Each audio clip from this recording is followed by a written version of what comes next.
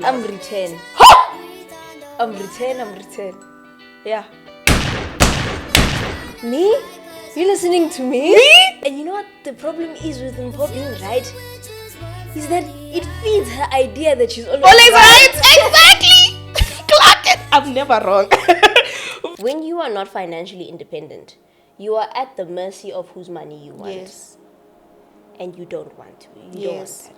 Yes. And especially a man at the mercy of a man. As a South African woman, guys, I think you owe almost everyone something, right? Because like you said, right? And so you owe the stranger basic human respect before you even get to know them.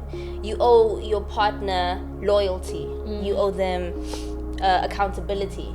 You owe your professor diligence, you know, in your academics, or again accountability for your lack of diligence. You know what I mean? Everybody in your life is owed something by virtue of you being in their lives. Sprinkle is like basically like, it's this culture we are seeing this going like this, oh no, a man must buy me everything, a man must do everything for me. When you ask, like, you know these videos where we see when someone is at the club and they're like, what's your favorite drink? Then they ask them how much it is and they don't know how much it is because it's not their responsibility to buy their own drinks in the club. Yeah. To be fair, I don't know how much my favorite drinks are in the club, but that's because What, Mpho? my brand. I'm paid to be at the club. Okay, it's different. Please, you have to clarify. It's different. Can you be said that I don't dance now? I make money move. She said you in the club just to party. I get there, I get paid a fee. I've been in and out the back so much. I know they tired of me. No, that's my favorite song. Sorry. Philosophical sometimes. Mavus. You know Mavus. Imalia Mavus, I think that's what it's called. What is that? Basically sleeping with someone and then expecting money from them. I can see behind that broken smile. Nice, sweet, smooth, like cocoa bread. Hello, hi, it's your girl, Mommy Dearest. Hi, I'm Kai, aka Adi. And welcome to Thought Digest, where we amplify conversations one thought at a time. Guys, let me tell you something. This is my favorite pastime ever. Like shooting Thought Digest. Yeah. So like I was so down bad until I said my intro. It's so insane. Yeah, you just come alive. Like Come alive. I was alive. I was dead like 2 minutes ago. Yeah, we're not going to sing guys. No, like the Just love keep us is immense. life. But also, speaking of which, the launch. Because the last time we sat here, we didn't get a chance to speak about the comeback, and the way you guys received us is absolute madness. Angazi ukuthi sizonibonga kanjani as collector amasentshana bese sizonibonga kahle. As yabo sisabeka amasentshana yabo. Yeah, guys. Oh, 50 cent kanje. Yeah. Khona sizothi. Yeah. Thank you. That was incredible. Even the second episode, we had an average of 150 people for the live. Okay. I saw it's on 20,000 On the premiere, views. I mean, like when it's premiere and there's hundreds of people there, I'm like, what is going on? That is just 100, 200 of you guys saying we're gonna watch this as it premieres is crazy business. On a Monday, tens of thousands of you guys watching the episodes is madness. Guys, it's a stadium. 30,000 people watched episode 1. 20,000 people watched episode 2. Mind you, episode 2 dropped 4 days ago. Yeah. So in 4 days, we have 20,000 people who watched our episode. Madness. Can you? I can't comprehend it. Can you comprehend? I cannot. Can you swallow it? Guys, I feel like It doesn't make sense. I would cry if I like went into like how grateful I am for you guys. I won't lie. Like I see those numbers. Like the first thing I do in the morning is literally like go into studio to see how the videos are performing. And at first it came from a place of anxiousness because I was scared that like would fall off, like we wouldn't be able to come back. But we came back, we back, and you guys were there for us from the comeback. And I would like to thank our team very, very much. So the team that brought this thing to life. Absolutely. I think, yeah, if you guys are curious and you want to know who the creative director is, who the DP, what is it? The DP. The DOP. I need to learn these terms. What else is there? There's DOP. There's producer. Producer. There is the creative director. There's the art director. There's the DOP. Yeah. And the assistant DOP. And the editor. Yeah. So, yeah, let's give them names quickly because it's live update. We say Litava. Thank you, sir. Thank you. Spo. They're engaged to be married. Yes, very much so. Tandagazi Nketa, Lilita, Lou, and finally Davis. Thank you so much to the team that brought this show to life. We really appreciate it, guys. If you guys are looking for anybody to do anything we mentioned on this, all the info is in the description. Box. The links to their Instagrams and how you guys can reach them. Shout out to this team. Yo.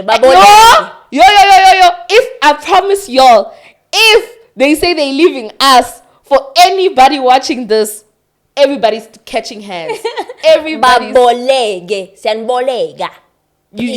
you bring them back. Thank you. You hear me? But besides that, I think the greatest shout out goes to the Jesties who supported us and watched us. Absolutely. You guys make this possible. It is so insane. Guys, it is so madness. Even down to the engagement.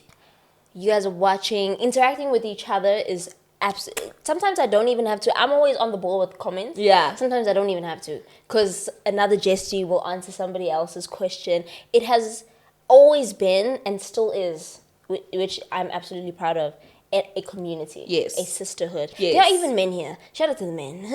Yes, guys. I was doing our rate card clock it. I was doing our rate card and I was watching, I was looking at our analytics and we do have men. Yeah. But the thing that surprised me most about our rate card is the age range of people who watch us. Yes. That thing shocked me. Madness. Guys, do you understand? Our second biggest age group is 25 to 33. That is insane. Madness. That is insane to me because I was just like, what? There's a percentage of our audience also that is in their 50s. Yes. Yeah, that me? You listening to me? Me? I was like, what do we say? What would we say? And that's made me more conscious about who we talking to and more aware about who we catering to. And it was so insane, guys. Thank you guys for supporting us. And guys, you don't understand. Even the countries. That shocked me too, actually. Guys, shout out to Botswana, shout out to Namibia, shout out to Kenya, shout out to the US, shout out to the UK. Guys, we have people watching. You know who's our third biggest audience on Instagram? Who? India. What? India. I saw that. I said what? Shout out to Intercontinental. Bruh. Monumental. International. No, guys, shout out to you guys.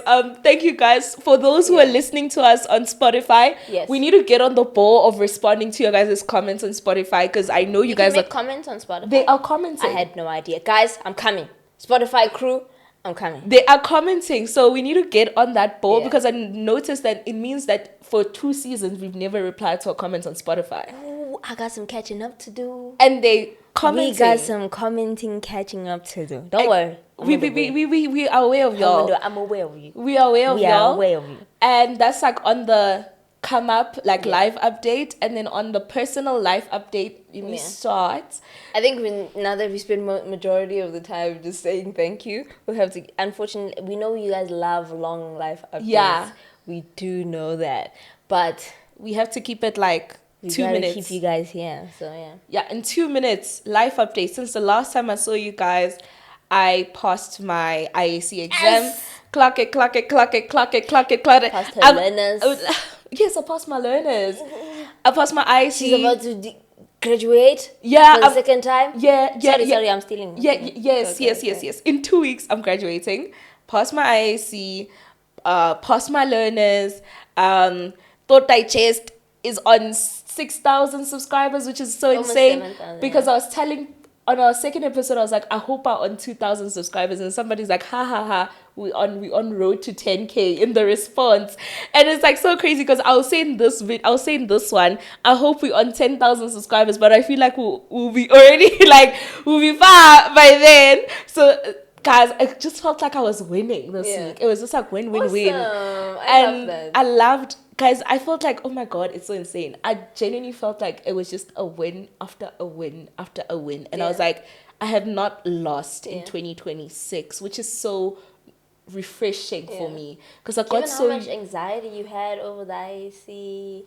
Over anxiety everything. over thought digest. Over everything. Yeah. And we all we do is win no matter what. Like, what? who sings that song? Step up in the building. I don't know. Everybody's hands go up. we should make that one of our live show intro songs for Vibes. But what's your life update? Life update. I had my first photo shoot of the year last year. It's actually, I'm going to Show me a picture. Yeah, I want to show you the sneak peek that I sent to my partner. Show me that picture. I didn't have a look at the others, but all I can say is sing wheel. Sing wheel. You are back. I'm come back. She's vlogging, by the way. She's vlogging. Watch her vlog. I'm return. I'm return. Yeah. We come back. That's crazy. We come back. So this year is about building my profile as a fashion influencer. Wow. So this is what that photo shoot was for, to establish that, hey, I be putting it on. She be putting When I sit on this couch, I just gotta keep it calm because I don't want to distract y'all from the conversation. You know what I'm saying? I don't want the earrings to take away from what I'm saying. You know, the outfit. But it's time to really put it on. Yeah. I might have to take you shopping for my grad fit because that. Shopping for your grad fit. I don't have an outfit, remember? I find now a lento yenza last minute. I find now. Ngisebenza ngama-Saturday nama-Sunday. Ngizothenga nini impahla? It ain't nothing to send measure. You know what? I got you. Anyway, I got you. Clearly, I've got to take matters into my own hands over here. So I feel invigorated, which is weird. We'll probably discuss in another life update why it's weird for me to feel invigorated, but I am. It's like I'm working with a vengeance, but a vengeance that feels righteous. It's not a malicious vengeance. I'm not out to get anyone, but it's a vengeance against imposter syndrome, against all the doubts that I've had about myself. I think Thought Digest was a huge part of reassuring me that we got this. We really got this. You know what I mean? And I think too little of myself sometimes. Guys, Kat does not rate herself. I really don't. In any regard. Like, I really don't. Even with Thought Digest, like, I'm afraid of being pompous. That's the thing. I don't like pompous people, and so I'm hyper conscious of being pompous. I hate people walk into the room and expect you to know who they are. I hear that. I don't like that. And I know obviously there are a lot of, not phases, but there are a lot of confidence, no. What is it called? Boost? What? No. Burst? No. What about the confidence? Types of confidence. Let me just say that. There are different types of confidence before you get to being pompous. You know what I mean? There's a self-certainty, and then there's the ego. I think the ego comes before being pompous. So my hyper-consciousness is just paranoia, really. So I'm trying little by little. I made a bet actually with my partner that when we reach 10,000, we have to do something to celebrate, and I don't want to say what it is, but it's really extravagant, right? And I was saying, no, we're not going to reach, this is before we even launched, no, we're not going to reach 10,000 within a month. By the end of this month, we should be at 10,000. He's like, okay, if you reach 10,000, you pay for what we have to do to celebrate. If you don't reach 10,000, I'll pay. The way it's looking, you are taking out the money. You are taking out the money. Guys, and that is the hardest way to learn the lesson, is when you have to sacrifice money. I've learned the lesson. I believe in myself. I believe in Thought Digest. I believe in I believe. I believe, because it has cost me money not to believe. No, guys, I promise you, like, I laughed. There was this one time, somebody wanted to distribute Thought Digest and Yeah. wada. Yeah. And Kai was talking about like, oh no, the numbers would help. I said, girl, don't worry about the numbers. Yeah. She really did. I And was- was crazy. When I sent that proposal to Mpo, or the voice note detailing what the proposal was, she didn't even hesitate. She's like, no, shut it down. We got this. Like, we can do it on our own. Shut it down. And I was like, okay, you're right. You're right. And she was right. And you know what the problem is with Mpo being right? Is that it feeds her idea that she's always Always right. right, exactly. Clock it. I'm never wrong. But let's get into the girl chat. Girl chat. So our girl chat for today is we're de-influencing you from different social media phrases, Yes. narratives, Yes. discourses, Yeah, boo. all of that. Yeah, boo. Anything that's trending, or 3 things that are trending on social media right now. If you have something that's been on your mind that you want to de-influence our audience from, you can go ahead. But we basically want to share our thoughts on these things and how harmful they can be, because the rhetoric now is that this is the way that you should move. And the first one is, you don't owe anyone anything. So what do you think about that rhetoric? You don't owe anyone anything. I feel like it depends on like how you think about it. Yeah. Like how you use it. Like when you're saying that to yourself, why are you saying it? What are you saying it for? Yeah. If you're saying it so that you can get away with being an Yeah. asshole, and get away with being self-centered, Yeah. selfish, then in that regard you are hurting yourself, because at the end of the world, at the end of the day, you live in a world where there's other people, and umuntu ngumuntu ngabantu, and I believe in that a lot. Fully. So Thought Digest is a testament of we are because of others, because we are because of everybody we mentioned in the beginning. So if you think that you don't owe anyone anything because of that mindset, no.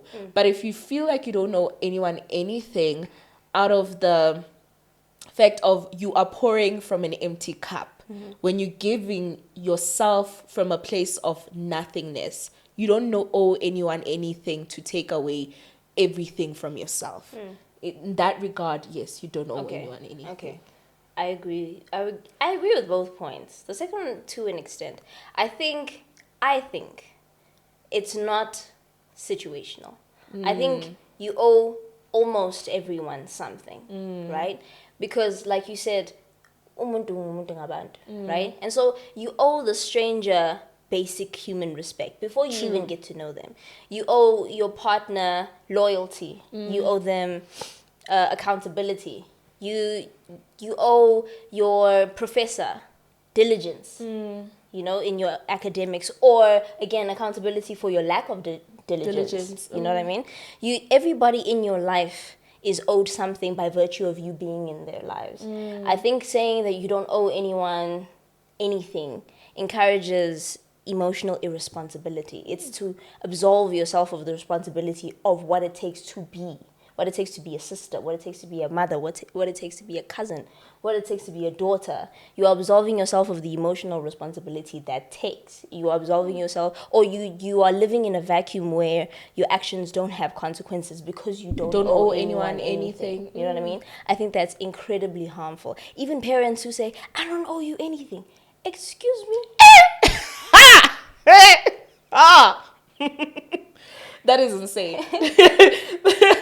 That would be so insane. Exactly. Even children who feel like they don't owe their parents anything. There are situations, again, that are... I don't like mentioning nuance, but in situations where there is abuse and where your parent is a deadbeat, then, you know what I mean, there is no relationship there, and therefore you don't necessarily owe them anything. Maybe basic human respect. Yes, That's and then about that's it. that's about it, and that's for you, not them. But if your parents do the even if they do the bare minimum, they make sure you're clothed, they make sure you're fed, and they make sure you have a roof over your head, you owe them a lot. You owe them respect, you owe them regard, you owe them, again, accountability, you owe them seriousness about your own future, because they're serious about you. They may not be as serious as you want them to be. Parents are incredibly flawed. We'll have a conversation about reparenting ourselves and but as far as No, being taken care of by your parents. I'm a huge believer in the fact that we signed.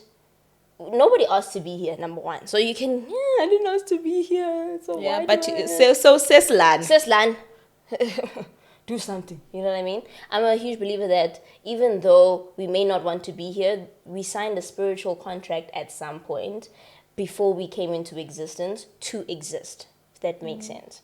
And so the fact that we don't remember, by signing the contract, guys, I'm not meaning literally. Yeah. I mean, there's an agreement, a subconscious, not subconscious, spiritual agreement in that realm that you came into to come into this earth, because we are not just bodies. You know what I mean? Spirit.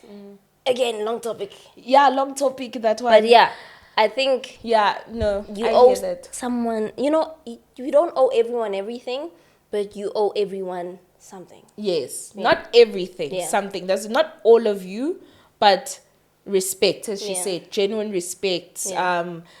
being aware of the emotions, so on and so Yeah. forth. I have one. Okay. Sprinkle.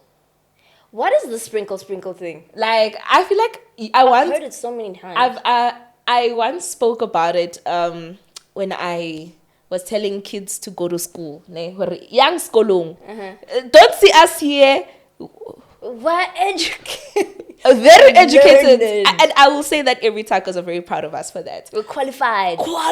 Especially you. as a young black woman in this Yes. country. Yeah. Do not fall for the sprinkle culture. What is sprinkle culture? Sprinkle is like basically like, it's this culture we are seeing this going like this, oh no, a man must buy me everything, a man must do everything for me. When you ask, like, these videos where we see when somebody's at the club and they're like, what's your favorite drink? Then they ask them how much it is, and they don't know how much it is because it's not their responsibility to buy their own drinks in the club. Yeah. To be fair, I don't know how much my favorite drinks are in the club, but that's because That's because what, Mpo? my brand. I'm paid to be at the club. Okay, It's different. You have to clarify. It's different. Can you be said that I don't dance now? I make money move. Say you in the club. Just to party. I get there, I get paid a fee. I've been in and out the back so much, I know they tired of me. No, that's my favorite song. She Sorry. be philosophical sometimes. She be philosophical. But like, besides that, like, as the context of sprinkle culture, right? Yeah. I have no qualms with having people have different relationship dynamics, and not every marriage or romantic relationship will look the same way, right? Mm-hmm. But feeling entitled to a man's money when he's not your husband, and you haven't addressed that and had that conversation, is like where the sprinkle culture comes in. Like, oh, but he must do this for me, he must do that for me, he must do this for me, he must do that for me. And the reason why I'm against sprinkle culture is they don't do it like how Shira 7 does it. Shira 7 is the leader of sprinkle. But like, I feel like it's gone beyond Shira 7 what she does it. She encourages independence, but she kind of like teaches you how to date in a feminine way. But that's people lovely. That's take lovely. away, they don't look at it in that way. They take what they want from it, which is the lack of their own financial independence. Dating is not the Hunger Games. Dating is not survival of the fittest. It is not, and I think part of, I don't know, you'll correct me if it's part of the sprinkle rhetoric, is that it's also may the best man win. You put men in a competition based on how much money they can give you, how much they can upgrade your lifestyle, how much they can make your life easier. I agree with somebody coming to your life to make it easier, sure, but that one of financial Olympics in your dating pool, that is the point of dating, is that it's the financial Olympics. I don't agree with. I think the person who controls you, let me say this. When you are not financially independent, you are at the mercy of whose money you want. Yes. And you don't want to. You don't want that. Yes. And especially a man, at the mercy of a man. As a South African woman, guys, and I'm just against sprinkle culture because it discourages women educating themselves, being financially independent. I have nothing wrong with you wanting your partner to be able to take care of you, but I 100% want you to be able to take care of yourself first. Absolutely. 100%, because guys, kunzima empilweni, and you don't want your life to be dictated by somebody says this, somebody says that. that you want to have urgency over yourself and your life and your body. Yeah. Sprinkle culture is what gives rise to Irish twins. You know, kids who are born back to back, and you wonder, when did the woman have time to heal? When did her womb have time to heal? Now you can't even say no to sleeping with your husband because he's the one who feeds you, and you are in a tough, like, guys, you lose like the sense of urgency over your own body in the name of, that's what I was saying about being at the mercy of somebody else because of money. Exactly. So no, we don't want money. That Money is a tool for every single thing. And if that tool is being held over your head because you believe it is the financial Olympics when it comes to dating and marriage, you are going to be at a loss. My third one, or the third one for me, I think I'm going to keep it very concise, right? Is about mavus. You know mavus? Imalia mavus, I think that's what it's called. What is that? Basically, sleeping with someone and then expecting money from them. Please correct me if I'm wrong. It's the sprinkle culture. This is my take. This is my de-influencing take. Any transaction where sex is exchanged for money is the P word. I don't know. It's prostitution. TikTok is going to censor us. Yeah, it's the P word. It's prostitution. Don't let anyone influence you. Oh no. At least I'm not doing it for free. I tell you it's prostitution, guys, and there's nothing wrong. Prostitution is the oldest profession to exist in the world. Well, when I imagine you are sending the bullets our way, what are you saying? No. I'm just saying, like, if you must be aware that what you're doing is prostitution. Don't glamorize it. That's what I'm saying. I'm not saying it's wrong, it's right. Yeah, you can do what you want with your cushy. Whether it's wrong, it's right is not the conversation. We're just saying that if you're just clarifying if that if you accept money for this, for sex, it's a trade, it's a business. Prostitution. You are in business. Thank you. Do you have a last one so we can move on? No, I think that's enough. We've veered off, guys. We've veered off. So the game is Thought Digest Twist on 30 seconds. We've got some Gen Z buzzwords or overall conversational language, one word, that we have to describe to the other person in 30 seconds. Sposbo, can you please do the timer for us? So every time I pick up a card, you start a 30-second timer. If you get it right, so I'll be the one describing. If you get it right, you get the point. And if you get it wrong, I get the point. Or if you don't get it in 30 seconds, I get the point, and vice versa. I'm about to lose. Okay. Gen Z buzzwords. There we go. Maybe this is why our audience is where it is, because I don't think I know our buzzwords. You know what? I chose words that both of us should know. Okay. Okay, ready, Sposbo? There's a stopwatch. Yeah, he's got the time. It's Letamo. Letamo's setting him up. Okay. Happiness. Okay. You want to start or should I start? I'll start. Okay, go ahead. Okay. Just pick the card, then he'll start. Oh, okay. I was waiting for the timer. Okay, I'm ready. Okay, I'm looking. When somebody gives you the, like, oh my God, that guy gave me the ick. Yeah, boo. So I get a point, 1-0. Ready? It's my turn. Yeah. When your head is in the clouds about someone and you're convincing yourself of a lie, it's the Solulu. Oh, Delulu? Yeah. I'm very Delulu. It may not be about someone. It's a river in Egypt. Denial. I tell you, clock it, smoker. Who said that? I don't even know. It was a Real Housewife, though. Is it? Yeah. Okay. Sure. Okay. So a relationship between two people where both of them. No. Where both of them can't be or do without the other. Toxic. I don't know what it is. Entanglement. It's not toxic, but it's, you know, when you rely on someone for something and when they rely on each other for emotional well-being, for, I don't know, they're attached, they are what? Oh. They're codependent. That's insane. Codependency. That is insane. I used the word rely. Was that not a good synonym? I know. Somebody's probably screaming codependence in watching this video. Okay. And I did them dirty. Oh, shame. This was episode 2, Thought Digest. When I said, Episode 2? this nigga did boom to me. He did boom. Like,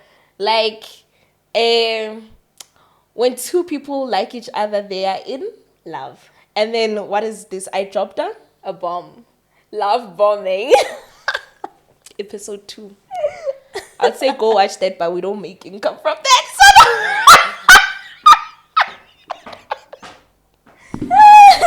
Oh, sorry. I'm not even going to dignify that with a response. Okay. This is usually used to describe someone who's apathetic about things. They don't really care. How do I explain it? Yeah. Close. Gents tend to do this, not showing too much emotion because he wants to be Nonchalant. There we go. Okay. Episode 1 of the Digest. Breadcrumbing. Thank you.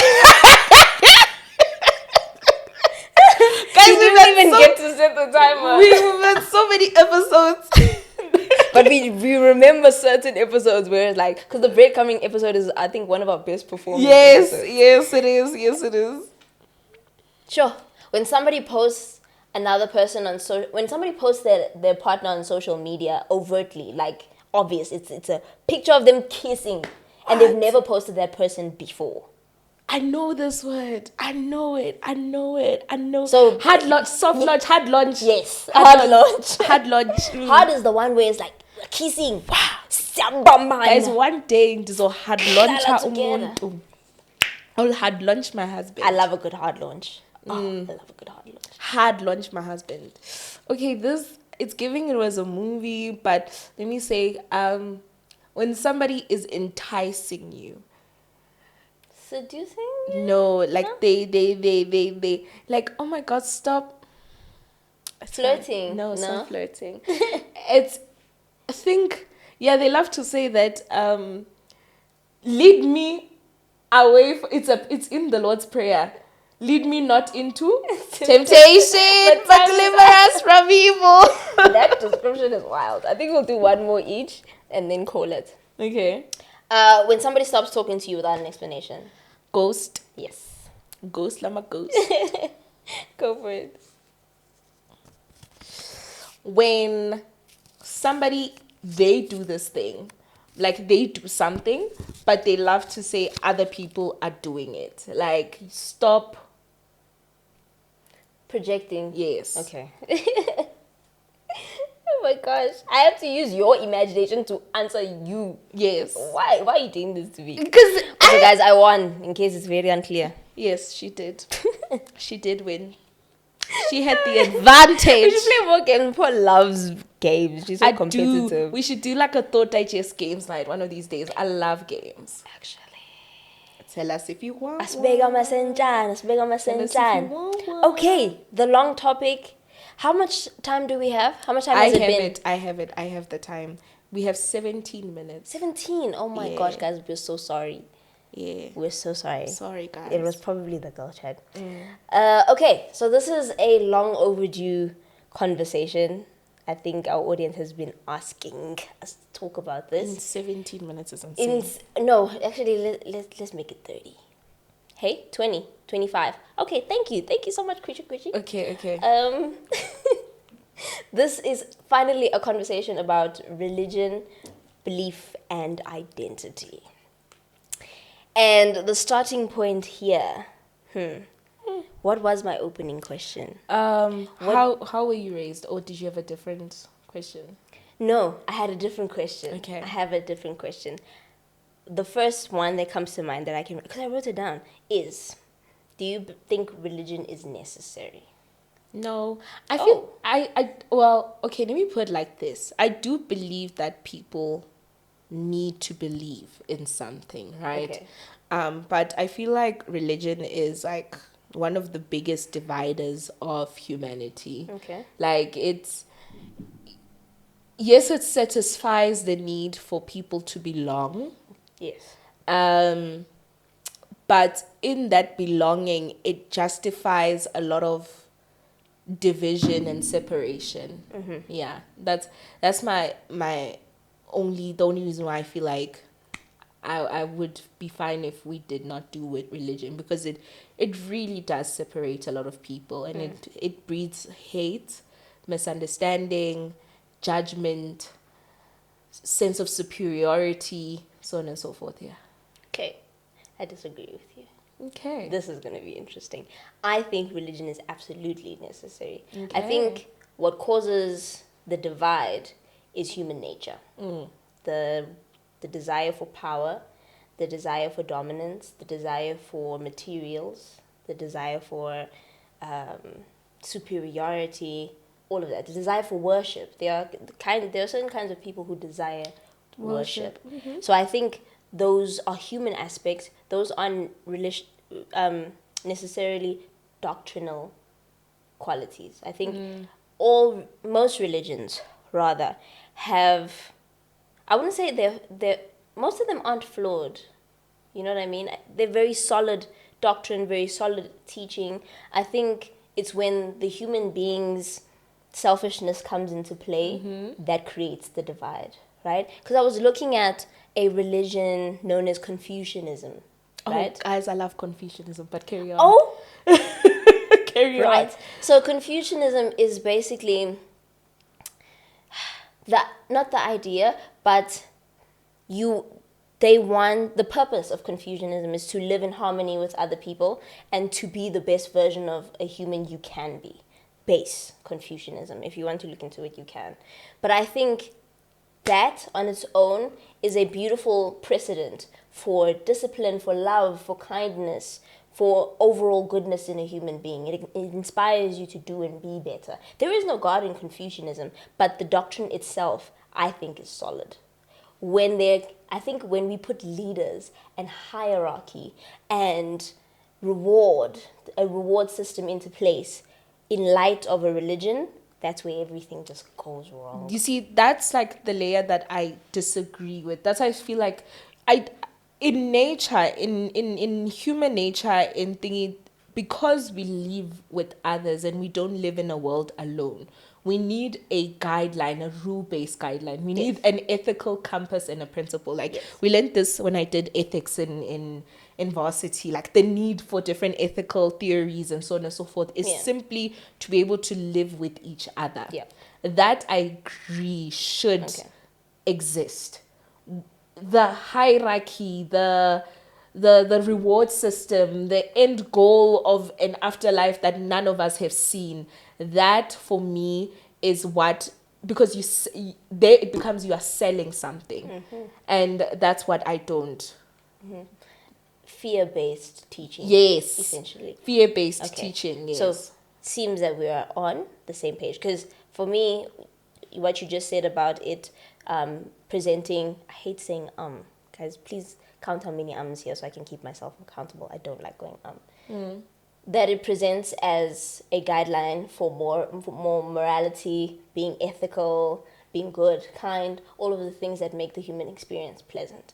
That's why I was saying it's absolutely necessary. Religion itself, leadership, and what? Okay, my second prompt, right, is now I want to. We've spoken about religion as ideas, systems, thought patterns, encourages, but now religion as it pertains to belief in God, right? My question is, what is your view of God right now when it comes to your life? What is your point of contention with God? What makes it difficult for you to believe in God? That's the question. What makes it difficult or easy for you to believe in God? Oh, I definitely believe there's a God. Okay. That I don't have like an issue with, like a sense of higher power. Who it is, what it is, that I don't know. But I do believe that there's God. I think for me, my contention is the idea that humanity knows what this God wants, what it desires, and who it is. That's where I have an issue.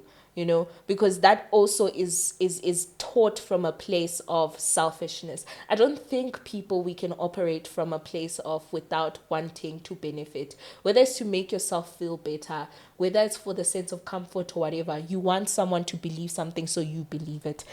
So for me, it's like that is something that I kind of like struggle with, the idea of knowing what an absolute power wants and desires, because most of people who claim an absolute truth or claim knowing and understanding of this, it's most of the time it comes from a place of selfishness, greed, and self-centeredness. Okay, that's interesting. And there is a saying that anyone who pretends to know everything knows nothing. Yes. And anybody who claims absolute truth is a liar. Yep. Okay, I'm going to agree with you there. My idea or my point of contention with God, right, or the idea of God right now, we'll get into the religious belief systems we subscribe to a little later. But for me, this is what makes belief in God difficult. I grew up in the church. And the way we were taught about God was as though he was the slave master, in that you do wrong, he punishes you, right? And you do right, he rewards you. That for me has made it so difficult to sustain a genuine relationship with God, because I'm so flawed. And every time I fail as a human and fail as a sister, as a partner, as a daughter, every time I fail in character as well, I feel an immense amount of guilt and a rift between the God I'm meant to serve, because the idea here is that I'm being punished, or I will be punished, or that, you know, what I've done is reason for God to look away from me. And that's because that's the God I knew for a very long time. So the remedy, I think, in the same breath, I'm teaching myself to know, to remember God constantly. In Islam, it's called dhikr, right? Where you consistently remind yourself of God's character, right? God being the most merciful. You repeat it throughout the day. Because we've spoken at length about how your thought patterns inform your behavior, and repetition informs speech. It predicts most of the way your life is going to go if you constantly repeat. So I'm repeating the things in my mind that I want to believe about God. Even in scripture, he says, I am what my servant thinks of me. So the version of God you experience, or the one that is most real to you, is the one that you think he is. And I want to think that God is merciful. I want to think that God is my helper. I want to think that God sees. I want to think that God loves me and he's a comforter, you know, and that he's not out to get me, and that he's not nitpicking my every move, and that he's not so pedantic about the little things that I do, because he's not conscious of sin. So why should I be? You know, that's my point of contention. I think for me, it was like, in terms of like God and everything, it was also understanding that God does not move for me. Like, I think a lot of like Christian-based teaching, right, is we love to say that he's all powerful, he's all knowing, he's God, da, da, da, da, da, da. But the way he's taught in the church, it's like he is the servant and you are master. Like he moves for you. That's why you pray so hard so you can get, like, we pray for things. Like we pray so hard so you can get things. We pray so hard so, and I'm not talking about this is system. Yes, I'm not talking about this is doctrine. I'm talking about how it's taught, not the doctrine, how it's taught. It's taught that no, you must go to you must fast if you want a job. You must fast if you want this. You must go into a season of like prayer if you want this certain outcome, you know, and everything like that. And if you know that thing, ask and you shall receive, seek and you shall find, knock and the door will open. You know, like that's the messaging that is taught and everything. And I needed to kind of like break down that idea of God, because the idea that God moves for you is one is not understanding, is not seeing him as God, you know, and that had to change how I prayed, how I saw him, and it kind of like made me feel, I feel like that teaching, when God didn't answer a prayer, and I'm putting answer a prayer in inverted commas, simply when something didn't happen how I wanted it to happen, right?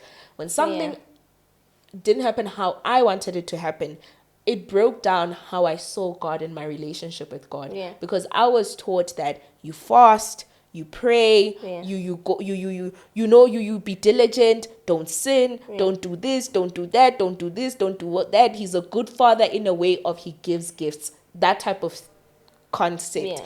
And it was like, for me, it felt like God had denied me something for the first time.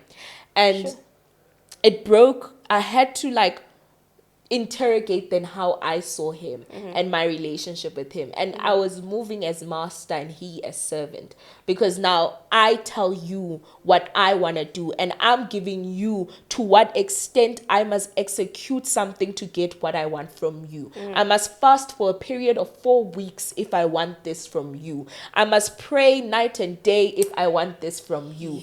I must speak to you in this way. I must act good. I must do good. I mustn't judge. I must attend church. I must do this, So and I must that do that, so that you do this for me, so that life is good to me.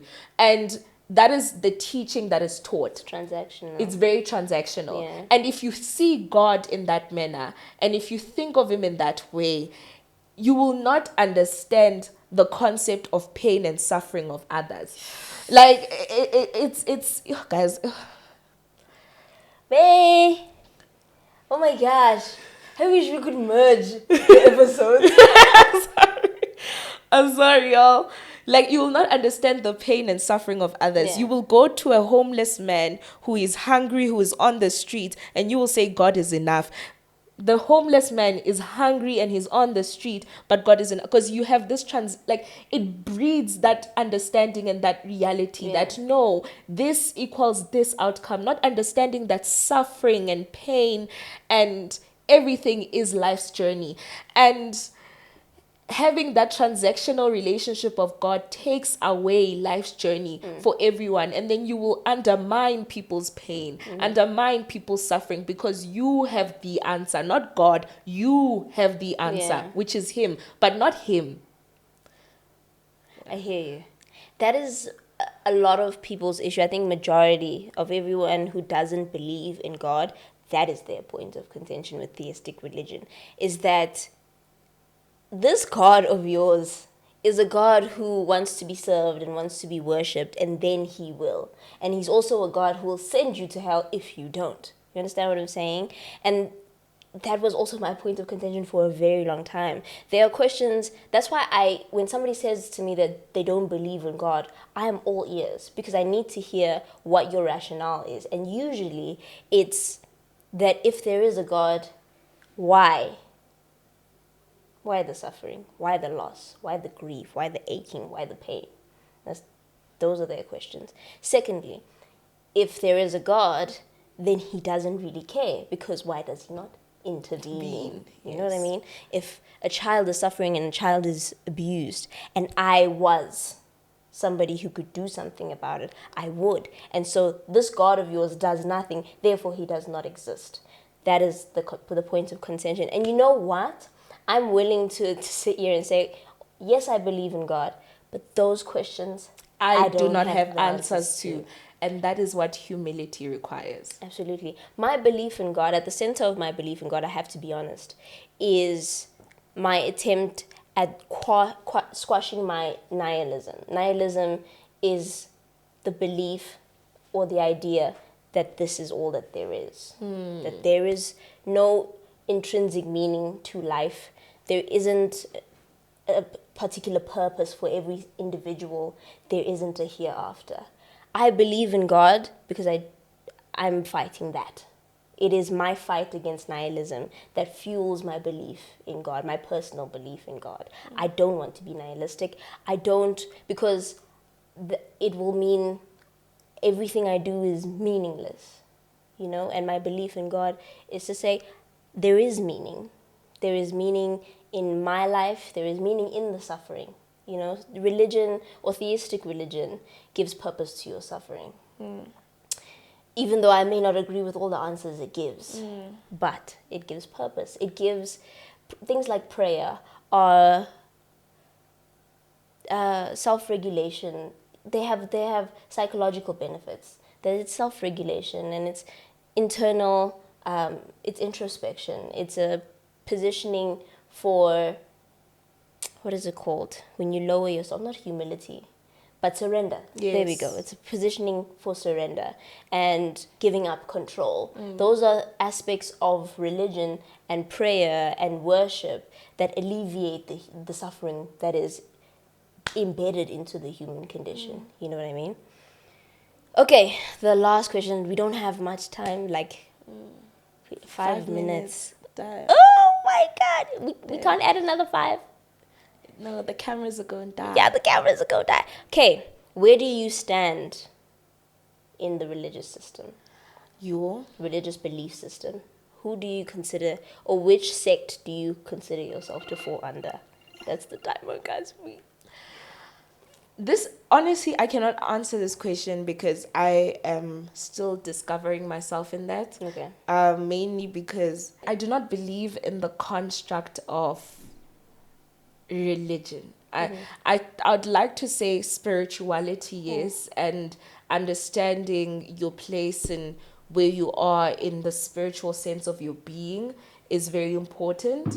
But to say that, because there's a rule-based guideline on how you relation with God. For me, I don't know where I am comfortable, because that for me is believing in an absolute truth. I do not believe is truth. I don't believe in absolute truths. Okay. I believe in perspectives, and people tell stories based on their perspectives, and experience God based on their individual life's journey with Him. Okay. So that's where I'm. That's honest. I appreciate that. Me, you guys have been asking for a very long time. They have. I converted to Islam a year ago. She did. And it was because it was what rings true for my heart. I don't have all the answers, but there was an unshakable feeling that my life is meant to go in this direction, and I'm meant to live this way, and this is what I'm meant to believe. I believe there is one God, no partners, no children, no co-equals, just God. And that for me closed the gap. Yeah, I should look into Islam. Inshallah.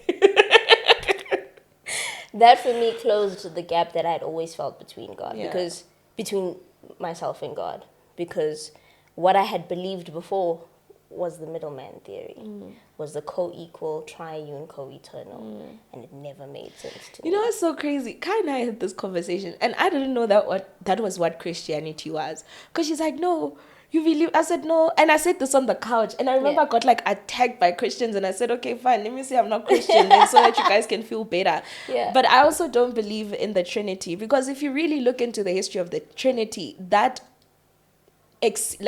was created 2,000 years after Jesus is coming and going. Oof. So if you didn't come and preach the Trinity to you, where are you getting it from? And so that is for me. So I was surprised when I thought that was Catholicism. I was surprised when I saw that the Trinity was Christian. I was like, what is that? Really? What? Crazy. I had no idea, because I believe God is God. And I feel like if God came to sin where there is sin, we would all perish. I do not believe divinity can walk this world and we don't perish. Guys, what a way to end the episode.